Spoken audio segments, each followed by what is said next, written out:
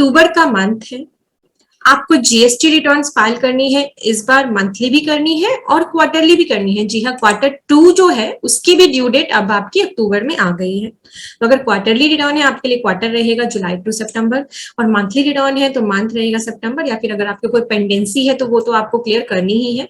But इस बार की जो रिटर्न है जो आपको अक्टूबर में फाइल करनी है वो बहुत ही ज्यादा इंपॉर्टेंट है। और अगर आप ये वीडियो ध्यान से देखेंगे, एंड तक देखेंगे, तो मैं पूरी तरह से श्योर हूं कि आप कोई भी गलती नहीं करेंगे।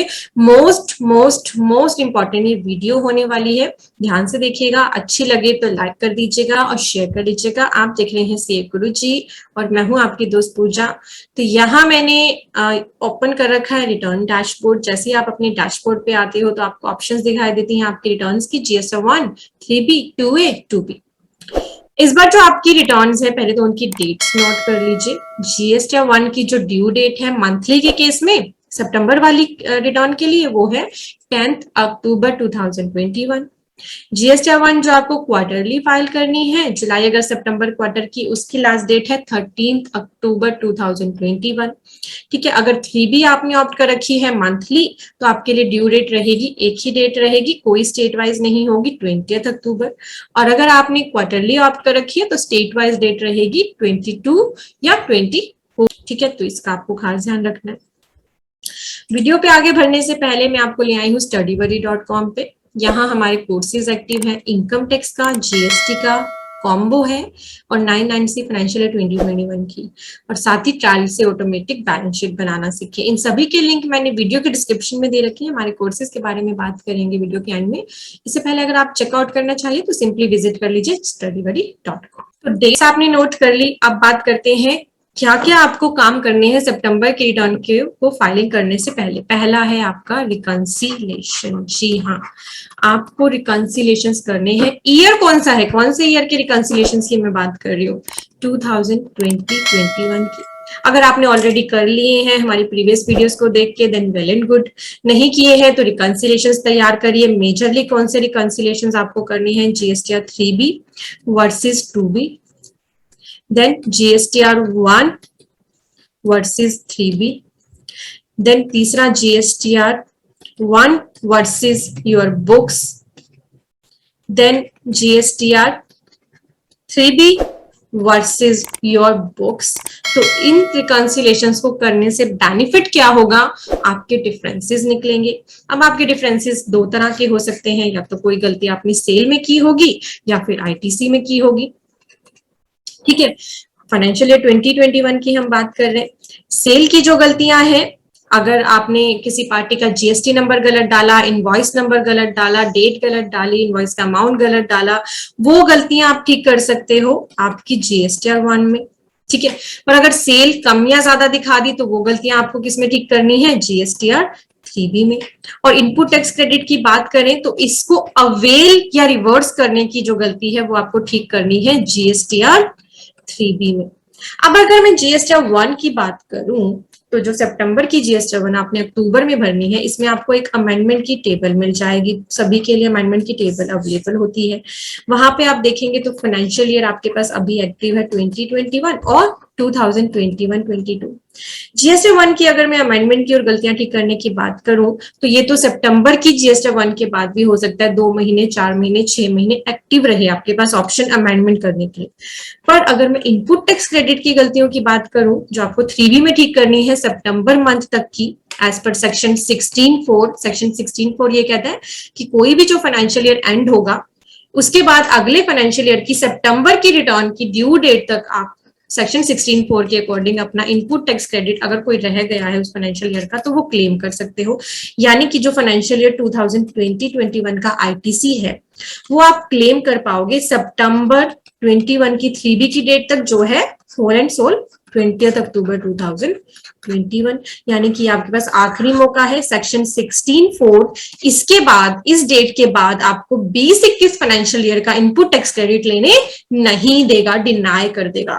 तो इसीलिए 3B तो आपके लिए इतनी ज्यादा इंपॉर्टेंट है इस बार की कि अगर आपने 20-21 से कोई गलती रिकंसिलेशंस करके ठीक नहीं करी सितंबर के 3B के साथ, तो आगे आप कर ही नहीं पाओगे। जीएसटी 1 की तो अमेंडमेंट्स हो सकता है अभी भी आप कर पाओ, आगे भी 2-4 महीने कर पाओ ठीक फाइनेंशियल ईयर 2021 के लिए, पर 3B में जो आईटीसी लेना है वो आप बाद में नहीं कर पाओगे, क्योंकि सेल की गलती की वजह से अगर कोई टैक्स आपका पेबल रह गया तो गवर्नमेंट कहती है कि टैक्स तो हमें एनी टाइम दे दो, हमने तो आपके ऑप्शन दे रखी है टैक्स पे करने की, जब आपका मन करे आप हमें टैक्स दे दो। बट आईटीसी क्या है, आईटीसी की वजह से आपका टैक्स रिड्यूस होता है, तो गवर्नमेंट ने उसके ऊपर रिस्ट्रिक्शन लगा रखी है सेक्शन 16(4) की, कि अगर ये वाली रिटर्न मिस कर दी हम आपको फिर आईटीसी नहीं देंगे, फिर वो लैप्स हो जाएगा, फिर वो लैप्स हो जाएगा। बहुत से पर्सन का ऐसा हुआ भी है, लाखों करोड़ों के आईटीसी लैप्स हुए हैं सिर्फ इस सेक्शन 16(4) का ध्यान ना रखने की वजह से।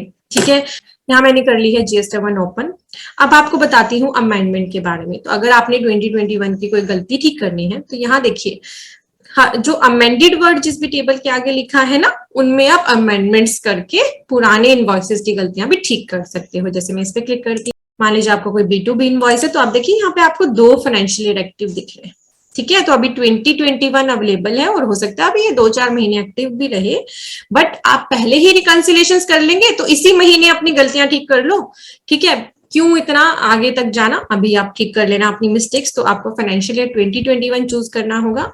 जिस भी इनवॉइस की करेक्शन है उसका इनवॉइस नंबर एंटर करके अमेंड इनवॉइस पे क्लिक करेंगे तो नीचे सारा डेटा आ जाएगा, और जो भी फील्ड्स एडिटेबल हैं उनको आप एडिट करके करेक्ट कर पाओगे। जैसे जीएसटी नंबर आप सही कर सकते हो, इनवॉइस की डेट्स आप सही कर सकते हो, इनवॉइस का नंबर, गुड्स की जो इनवॉइस है उसकी वैल्यू, उसका टैक्स एक्सेट्रा।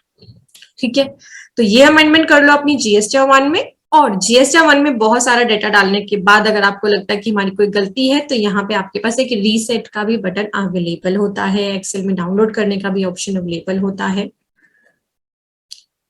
तो ये मेजर काम करना है आपको इस बार की जीएसटी 1 में। क्या करना है, 2021 की गलतियां अगर हुई है, नहीं हुई है तो वेल एंड गुड, हुई है तो ठीक करिए और इस बार का भी अपना डेटा यहाँ पर डालिए और इसे फाइल कर दीजिए। एंड इस बार से आपको जीएसटी 1 को भी डिले नहीं करना है, क्योंकि जल्दी ही जीएसटी 1 की जो लेट फी है 3B के साथ आपसे चार्ज कर ली जाएगी। अभी ऐसा कुछ आया नहीं है पोर्टल पे, ये काउंसिल की मीटिंग में अनाउंस हुआ था, एग्जैक्ट डेट भी हमें नहीं बताई गई कि कब से ये स्टार्ट हो जाएगा, बट हो सकता है नेक्स्ट मंथ से लेट फी आपसे लेनी स्टार्ट कर दी जाए जीएसटी 1 की, तो उसे लेट नहीं करना है। दूसरा पॉइंट हो गया आपका जीएसटी 1 के लिए अमेंडमेंट हो गया पहला पॉइंट। दूसरा पॉइंट हो गया कि जीएसटी 1 को लेट नहीं करना है, और साथ ही अपनी HSN वाइज समरी जरूर डालिएगा, केयरफुली डालिएगा। ठीक है, HSN कोड्स के साथ। तो यहाँ मैंने आपके साथ जीएसटी 1 डिस्कशन कर ली। इससे पहले मैं आपको एक रिटर्न और दिखाना चाहूंगी। बेसिकली वो रिटर्न नहीं है, यहाँ रिटर्न्स में आप आते हो ना सर्विसेज में जाने के बाद, तो यहाँ आपको एक ऑप्शन मिलती है tax liabilities and ITC comparison. This will help you a lot in your reconciliation. आपको यहाँ पे क्लिक करने के बाद फाइनेंशियल ईयर चूज करना है। जैसे मैं 2021 कर रही हूँ सर्च, देखिए आपके सामने इस तरह से डेटा आता है। एक कंपैरिजन आपको दे दिया जाता है जीएसटी 1 या IFF वर्सेस 3B।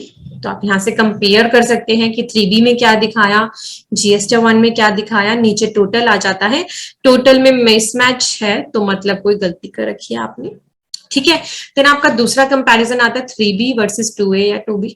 यहाँ पर भी टोटल में यहाँ पे मैं समझती हूँ कि गैप हो सकता है, बिकॉज हो सकता है आपका कोई आईटीसी ऐसा हो जो आपके लिए एलिजिबल ही ना हो। इस केस में ऐसा ही है, तो आपको पर अगर कहीं भी डिफरेंस दिख रहा है ना, तो फिर आपको रिकंसिलेशन जरूर करना है। हो सकता है आपने कोई आईटीसी मिस कर दिया हो या कोई आईटीसी गलत ही आपके अकाउंट में आ रहा है और आपने वो क्लेम कर लिया। तो ये जो टेबल है, this will help you a lot in your reconciliation. इस टेबल का जो डेटा है वो आप डाउनलोड कर सकते हो CSV में, और फर्दर इसकी कैटेगराइजेशन भी दी जाती है डिटेल में।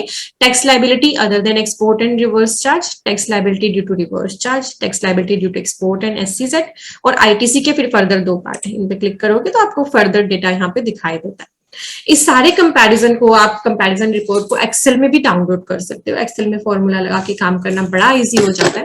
तो ये कंपैरिजन टेबल आपकी बहुत ज्यादा हेल्प करेगी आपके रिकंसिलेशंस में। हो सकता है आपके कुछ क्लाइंट्स ऐसे हो जिनका, जैसे इस केस में आप देख रहे हो थोड़ी बहुत सेल है, तो उस केस में तो आप यहीं से फटाफट आपको पता चल सकता है कि कोई ज्यादा मेजर डिफरेंस तो नहीं है, कोई मेजर गैप तो नहीं है, तो फटाफट क्विकली आपका ये जो कंपैरिजन टेबल है काम कर देगी खत्म। ठीक है, this is very helpful table. Even आप मंथली भी रिटर्न फाइल करने से पहले एवरी ईयर जब मंथली रिटर्न फाइल करते हो तब भी इसे चेक कर सकते हो कि कोई मेजर डिफरेंस तो नहीं है। अब हम बात करते हैं हमारी जीएसटी 3B की। 3B आपको पता है अब आपकी ऑटो जनरेट होती है based on GST 1 and 2B। तो जीएसटी 1 को फाइल करने के बाद आपकी 2B के जनरेट होने के बाद ही आप 3B फाइल करें तो दैट विल गुड, क्योंकि आधे से ज्यादा डेटा यहाँ पर आपको ऐड होकर मिल जाता है। ठीक है, 3B में आपको यही ध्यान रखना है कि अगर कोई सेल की गलती की है फाइनेंशियल ईयर 2021 की, उसे भी ठीक कर लो, एडजस्ट कर लो यहाँ पर। और अगर कोई आईटीसी की गलती की है तो उसको भी यहाँ पर ठीक कर लो। तो आपकी 3B बहुत ही ज्यादा इंपॉर्टेंट है इस मंथ की। इसके लिए सारे रिकंसिलेशन कर लो। 3B की बस इतनी ही सिंपल सी टेबल्स होती हैं, पर अपना डेटा आपको बहुत ही केयरफुली एंटर करने की जरूरत होती है। साथ ही 3B अब बहुत ही इंपॉर्टेंट है, क्योंकि 3B के बेस पर एक अब आपका जो ई-वे बिल ब्लॉकिंग है वो रिज्यूम कर दी गई है। पहले इसे कुछ टाइम के लिए पॉज कर दिया गया था पेंडेमिक की वजह से, पर अब आप ई-वे बिल की बात करें तो ई-वे बिल की ब्लॉकिंग स्टार्ट हो जाएगी अगर आप 2 कंसेक्यूटिव टैक्स पीरियड्स की रिटर्न फाइल नहीं करोगे। साथ ही अब जीएसटी 1 की ब्लॉकिंग भी स्टार्ट हो गई है। अगर 2 कंसेक्यूटिव रिटर्न्स आप 3B रिटर्न नहीं भरोगे तो अब आपकी जीएसटी 1 भी ब्लॉक होनी शुरू हो जाएगी। दैट्स व्हाई अब आपकी जीएसटी 3B तो मोस्ट इंपॉर्टेंट रिटर्न है। इवन आप अपनी किसी भी रिटर्न को मिस ना करें। अभी जीएसटी पोर्टल पे ना एमनेस्टी स्कीम भी एक्टिव है 30 नवंबर तक। तो अगर आपकी पुरानी पेंडेंसीज है उन्हें भी खत्म कर लीजिए। ये वीडियो में कवर कर दी है आपको जो इस बार के रिटर्न में ध्यान रखनी है वो बातें। यहाँ हमारा इनकम टैक्स कोर्स एक्टिव है studybuddy.com पे। आइटम 1, 2, 3, 4 आपको फाइल करना सिखाया जाएगा, और वो भी नए पोर्टल से। जीएसटी का detail and updated course available है, इनका कॉम्बो है। एनुअल रिटर्न आपको फाइल करनी है 2021 की 31 दिसंबर तक, तो हमारा ये कोर्स लीजिए, इसका बेनिफिट लीजिए। लिंक वीडियो के डिस्क्रिप्शन में। सिर्फ 3 आवर्स की रिकॉर्डेड वीडियो है और आपके सारे डाउट्स कवर कर देगी। अगर आप बहुत सारी बैलेंस शीट्स बनाते हो तो टाइम सेविंग के लिए हमारा ये मोस्ट पॉपुलर कोर्स लेना बिल्कुल ना भूलें। वीडियो अच्छी लगी है तो लाइक कर देना। Thank you for watching. Bye bye.